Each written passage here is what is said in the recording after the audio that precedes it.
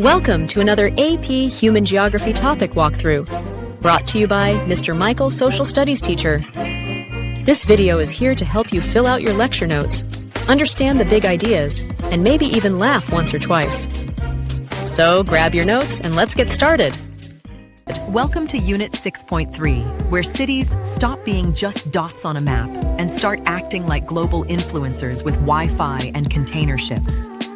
The title, Cities and Globalization, is not just aesthetic text across that futuristic skyline, because look at the glowing connection lines stretching across the city, the cargo ships stacked with containers in the harbor, the airplane flying overhead, and those massive skyscrapers flexing in the background. That whole image is screaming networks, trade, finance, and movement, which is exactly what globalization looks like in real life. Cities are not isolated, little bubbles.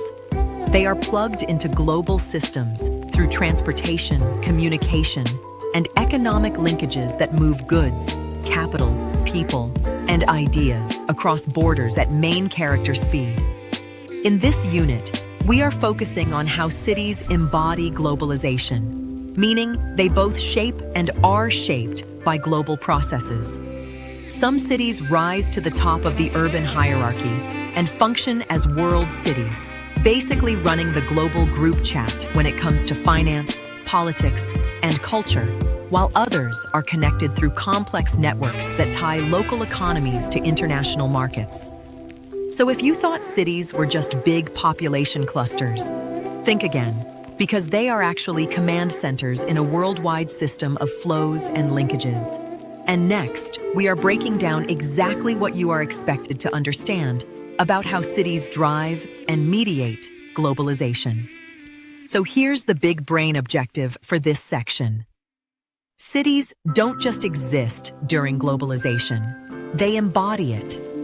They are the physical stages where global processes perform live.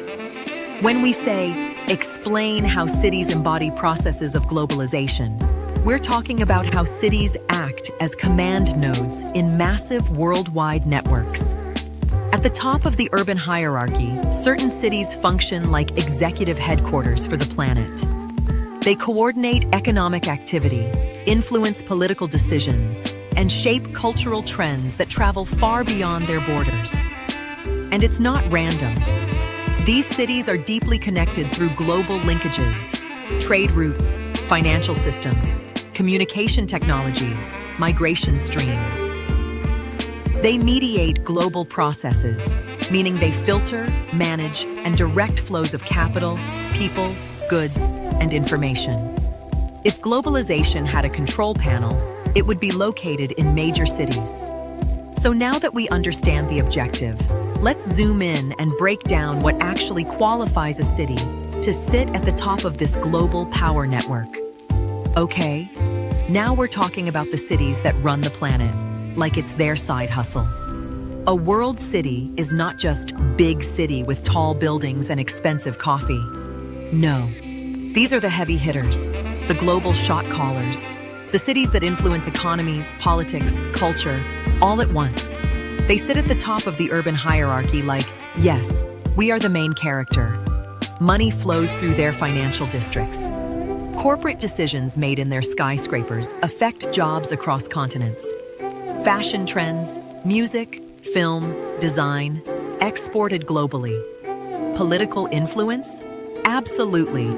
These cities are stacked with international organizations, stock exchanges, multinational headquarters, and media powerhouses. And here's the kicker. They're all connected, not randomly, systematically, through networks of capital, communication, transportation, and information. They're plugged into each other in a global web of influence. If one sneezes economically, another feels it. So now, the real tea is, how do we actually rank which cities have the strongest global pull? Let's look at how the Global Power City Index measures who's dominating the leaderboard. This is the Billboard Hot 100 of cities. The Global Power City Index is basically asking which cities are actually pulling global gravity, not just existing, but attracting people, money, Corporations, talent, culture, innovation. Who's the magnet? And look at this lineup. London, New York, Tokyo, Paris, Singapore. This is not random. This is the Avengers of urban influence. But here's what makes it spicy. They're not ranked just on vibes.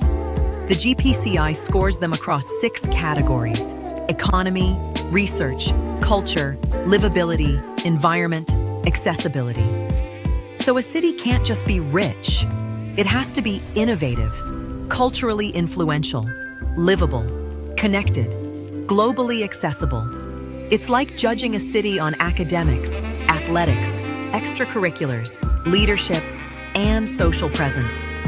You can't just be good at one thing. You need the full resume. That's why World City status is multi-dimensional. It's about who can attract global flows and keep them circulating. These cities aren't just big, they're gravitational. But rankings alone don't explain how these cities are actually connected to each other. So next, let's break down the literal networks and linkages that tie world cities together across the planet. Bro, this is globalization with Wi-Fi, jet fuel, and corporate sponsorships. World cities are not just sitting at the top of the hierarchy looking cute. They are plugged in like the main server of the global economy.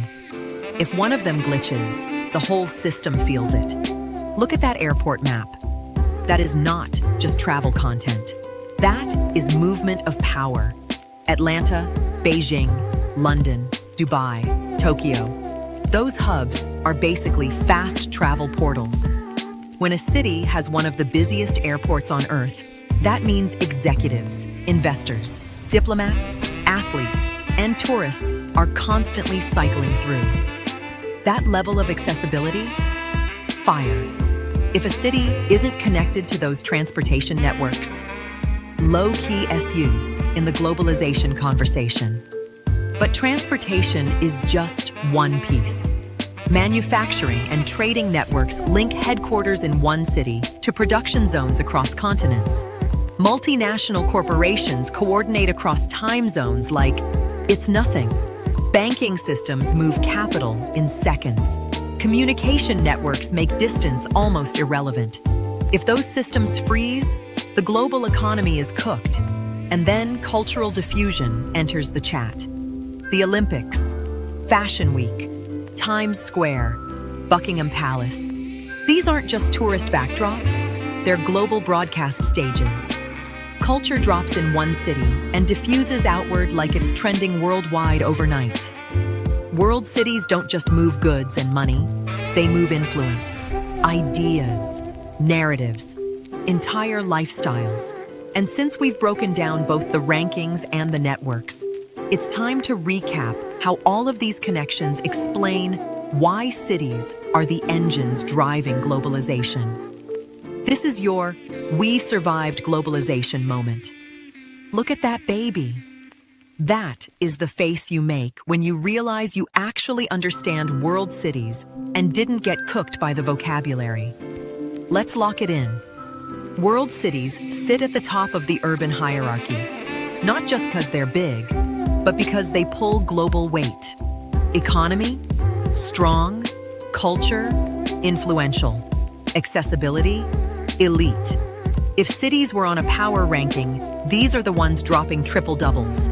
They're connected through transportation networks, those massive airports acting like fast travel portals for executives, tourists, and decision makers. They're linked through multinational corporations coordinating across time zones like it's casual. Banking systems move capital in seconds. Communication networks make distance basically irrelevant. And diffusion? That's the plot twist. Ideas, goods, services, trends, all spreading outward from these urban cores. Olympics, Fashion Week, financial markets, cultural icons. When something happens in a world city, the ripple effect is real.